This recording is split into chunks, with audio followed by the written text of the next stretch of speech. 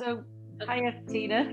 Hello. Thank you for doing this. As you know, it's for inspiring Northeast TV and the hope that it might help a young person in their career.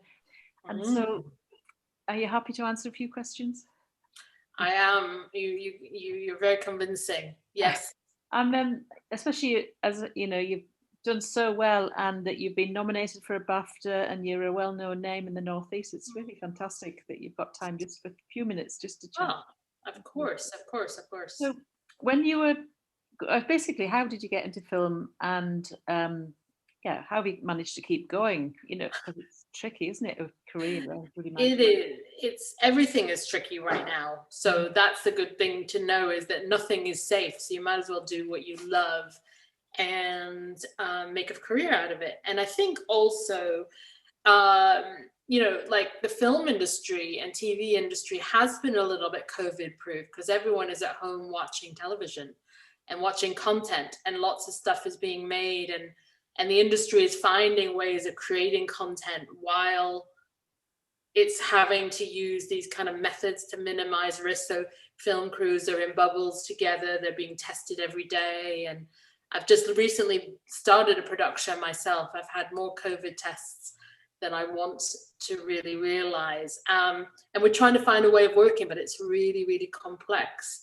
So how I got into it was I actually had a job working in an art store, and a kind of a famous art director for a Hollywood film came in, and I helped her get her stuff together. I was just 17 years old, and she came and just really loved my precision and interest and care.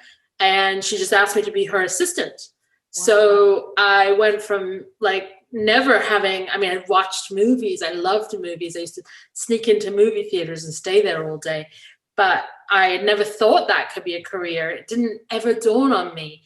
It was already radical enough thinking I wanted to be an artist for my parents, because they were very set against that.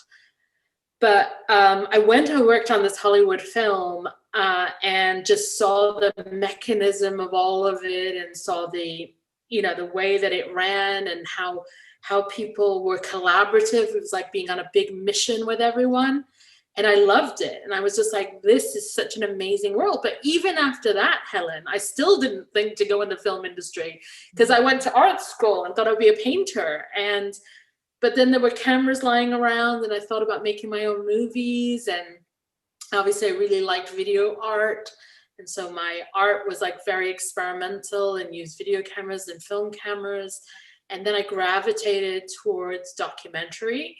So my first documentary was about an artist couple who were married and quite famous, Leon Golub and Nancy Spiro. And I made a day in the life of their studio life. And then I started making films that had fiction in them. And then, so the documentary and fiction came together. And eventually I got there to this idea of making a long form narrative. But I always knew I had something I wanted to say. I didn't know the medium I wanted to work with. And I certainly didn't feel for a long time that this was a place that somebody like me could be. So if that's anyone's thought at the moment, just realize that, you grow and develop and change. And over time, you build yourself, and you grow into an industry and a world, and you make connections, and you won't be the same person you are at 14, 15, 16, 17 as you are 40 something for me. So it happens over time. And if it's your love and ambition, you should do it. So when you said something about felt you had something to say, what did you want to have to say? Well, I don't know. I just think that I had this weird sense that my way of responding to the world was through something like that. And I remember it very strong when I was even younger, like 5 or 6, when I was still living in Iran, watching a Hans Christian Andersen cartoon and feeling emotions that I didn't have before I watched this thing. And I just remembered, how did this do that? How did it make me feel something?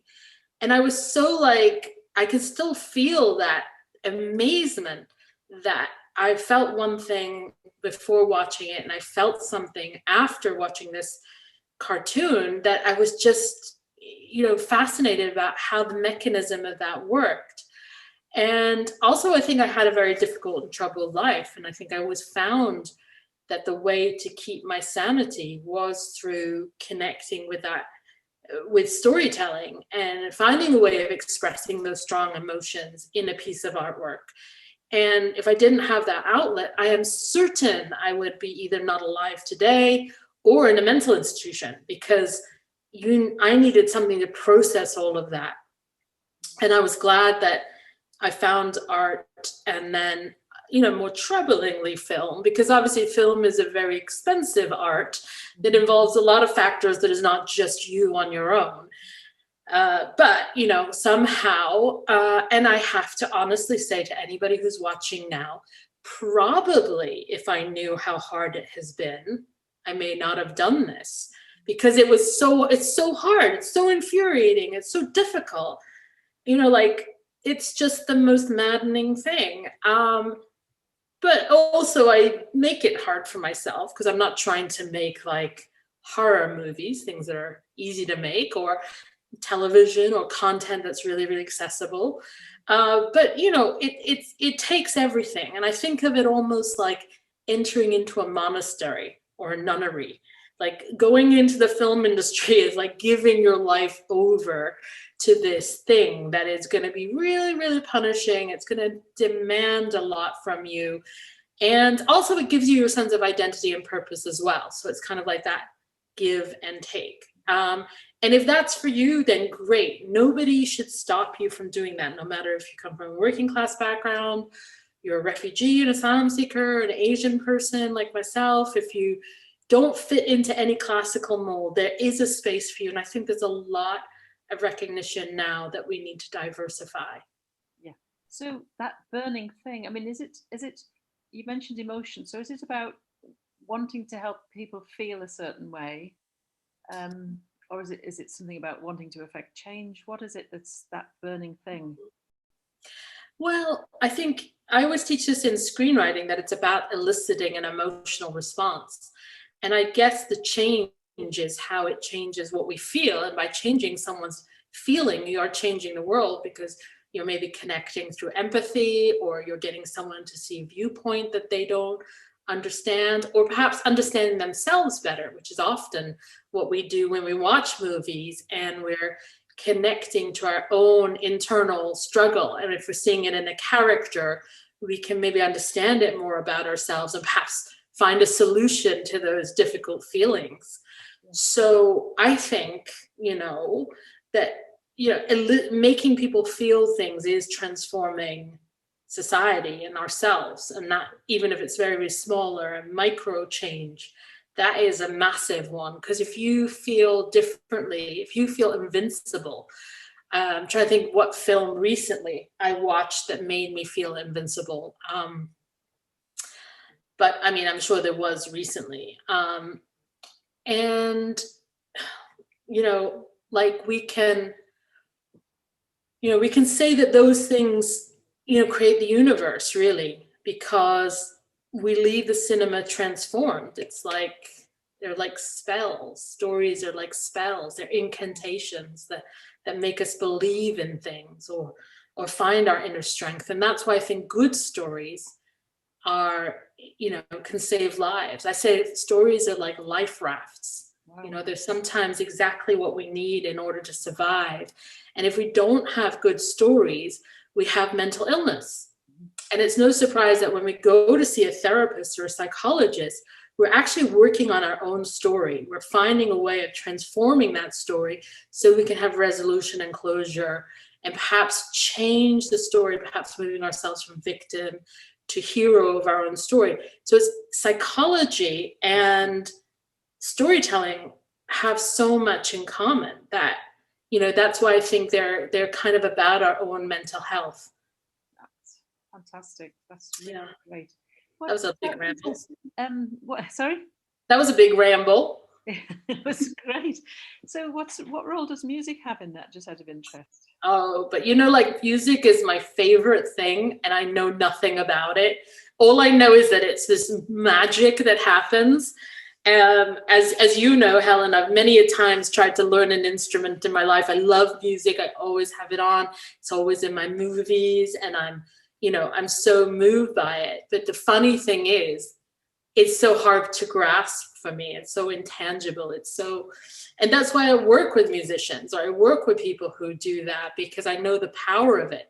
And the wonderful thing about being a filmmaker is you don't have to know everything. I'm much more of a visually orientated filmmaker. I understand composition and camera, and I'm even like performance, even the acting part is a little bit further on. But music is down that road, and it is, I think music is the first art, really. I think it's what connects us to being human much more than anything else. But I think there's also lots of roles in making music for films, as well as a career path. I think being a composer is particularly difficult, but a wonderful ally of filmmaking, storytelling.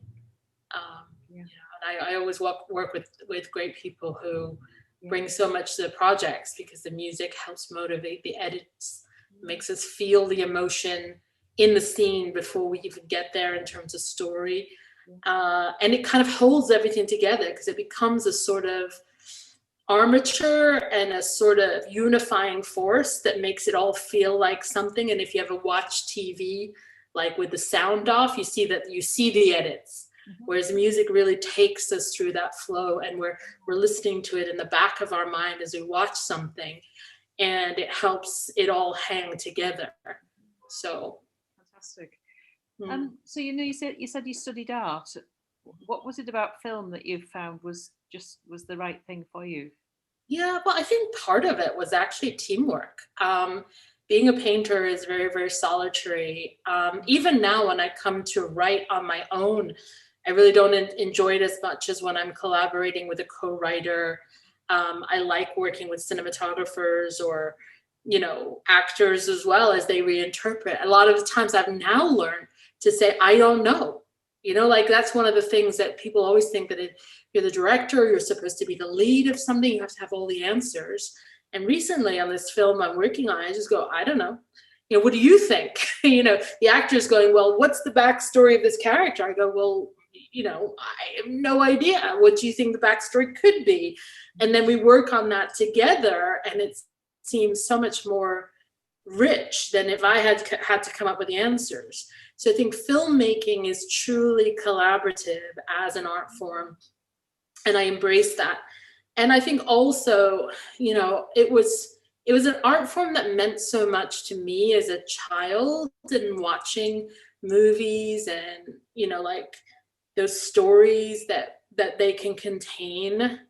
That really means a lot. And then the other thing for me now is that film is an accessible art form. It's something that comes into our TV sets or the cinemas, and it's not an elitist art form. Like, I think I'm on the trustee of the Baltic, but it's hard getting people in there, and it doesn't mean I don't have a sense that is valuable, and it is. I just think that for me, I want to say the simplest thing to a wide public, and those stories are really mass-orientated stories. I'm not that interested in saying obscure things to small audiences. It's just where I'm at now, and of course that could change too. I just think I love the fact that you can have a conversation with 1 million people if you make something and put it on TV. That's just so, so really, liberating, that you can connect and amplify your voice. It's interesting, isn't it? I'm sorry, I'm just diverting here, but how like a meme can have such instant power around the world. And yet, would we choose an hour, 2-hour long film, in terms of effecting change and getting the message out quickly? What do you think? What's your thought on that? That's a good one. I think you made me think about how powerful. There was that meme, a meme of mine that went viral. I'd actually put it up on the I Am Nazreen website, a Facebook group, and it was Banksy's Christmas card, which was, Mary, Jesus, and Joseph trying to go to Bethlehem, and there's the Israeli separation wall, the whatever, the security wall, they call it. And that, when, I just put it up to kind of acknowledge Christmas and the fact that Jesus had himself this kind of precarious sense of origins and belonging, which connected to the film's theme about refugees and asylum seekers. But it kind of like got over 1,000, shares and went viral, and 14,000 people saw it. And I do think that can give people, just in that one image, pause for thought, to really contemplate, this kind of really crazy thing that we have. We worship a Christian holiday about a person who's a brown Middle Eastern Jew who himself had precarious homeland issues, and yet we have this kind of refugee crisis, and we're not matching and marrying that with our own actions. And so that kind of sense of being able to bring that, it comes from a meme, but not, I didn't make it, I just posted it, which is also quite ridiculous that we can now appropriate images and do that. That's the world we live in. Fine. It's a form of communication, and I doubt it's going anywhere anytime soon. Can I just ask you, it is a precarious career, it's tricky, as we said. Can you just tell me something, what is it about your personality and your characteristics that just drives you and keeps you going? What advice would you give? Yeah, I mean, I think this is the best thing about me, and why I'm still here and other people are not, is I don't listen to no as an answer ever. And I don't put my own sense of my value in the hands of other people, who mostly I find being are idiots anyway. So why do I think if you reject my film, that's the value of the film? However, if lots of people start saying this stuff, you have to start listening. I think there is a bit of that, but I think there's too often a sense that people reject things because they're too radical, that they don't understand them. It can be because of jealousy. It can be because they don't expect it from someone like you. And we know the famous rejection stories of Harry Potter, for example, getting turned down by a gazillion. So we know that we shouldn't have so much faith in that. We have to believe in what we're doing. If we get it and we're asking ourselves those right sort of questions about the art we're making, about sort of the kind of the practice, whether it advances the conversation that is there. Because I think partly sometimes when people make naive stuff or stuff that's just redundant or perhaps derivative, is because you're making something that has already happened in the past, and you're not really where that cutting edge is, and you're not really listening to what people are producing at that moment. This could be music and film and art. And obviously, a lot of times the things that are made are synergies. So right now, I'm talking to a dancer, performance artist, a music group ensemble that actually dance ensemble is really what they are.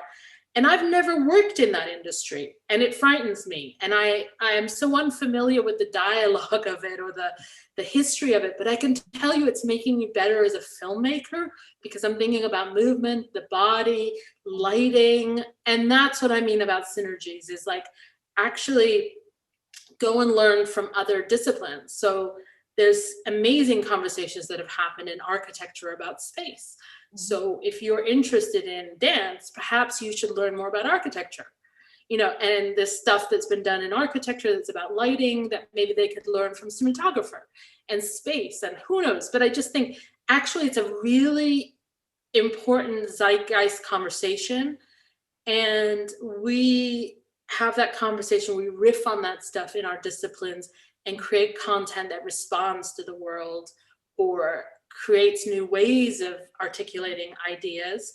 And you should engage in that really big dialogue, and also cross-fertilize with other things. So if you had advice for a young filmmaker who was about to make a film now, what you talk about the cutting edge and listening, and what could they make a film about? I'm working with some young people, a big charity, and they're going to start making some films. What would be a cutting think the thing I've learned is to always try and tell a story that only you can tell.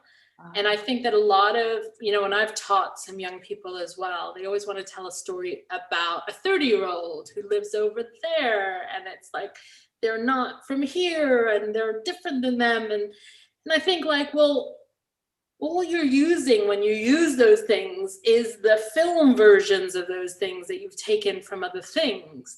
Mm-hmm. And yet your story living in Bensham, yeah, and living in a community that is maybe part Hasidic and part working class, and you live in this particular way on that street and you do this, mm-hmm, like you forget the power of that to somebody who's living in another place. Like your specificity is your superpower, and that actually you should channel that and tell the story that only you can see from your window, and that's the thing that other people in other places will want to know.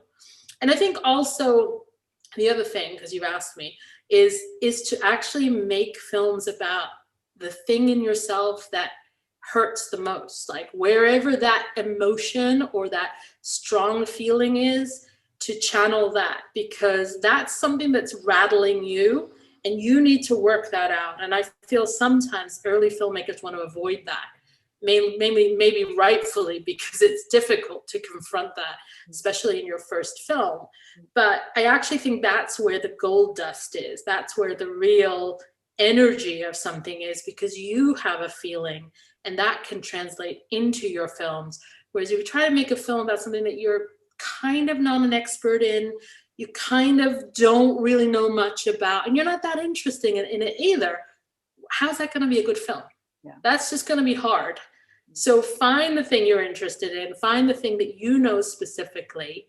And if that is about the fact that your mother had to overcome a really difficult learning disability and still raise children, and she couldn't help you with your homework, that's a story that only you could tell. I couldn't tell that story.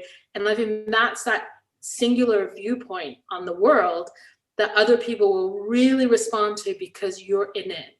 So, and it may be painful to be in that and use it, but I can tell you that we love authenticity. Authenticity is what we search for in storytelling, in anything. Is like, we want to know, does this person really know what they're talking about? And when we feel that that's true, when a singer is singing a song that we know that every cell of their body connects to it, like when Sinead O'Connor sings, you're always like, oh, she's feeling every note here, she's lived this, and you're like, this is amazing.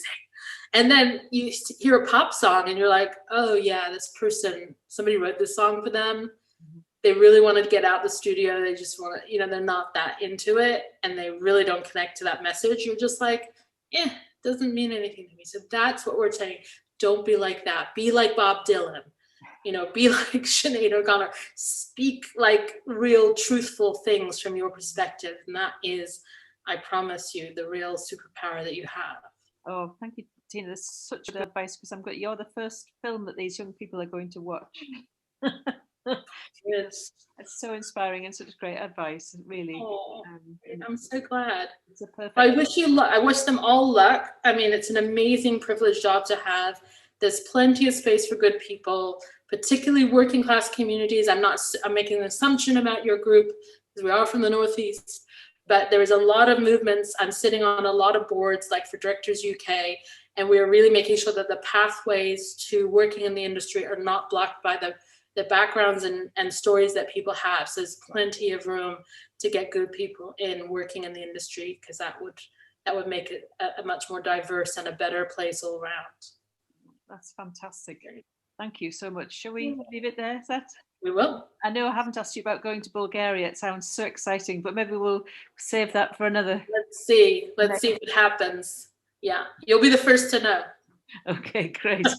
Well, I'll Take care. say goodbye. Thank you. Thanks very much. Thanks. Bye.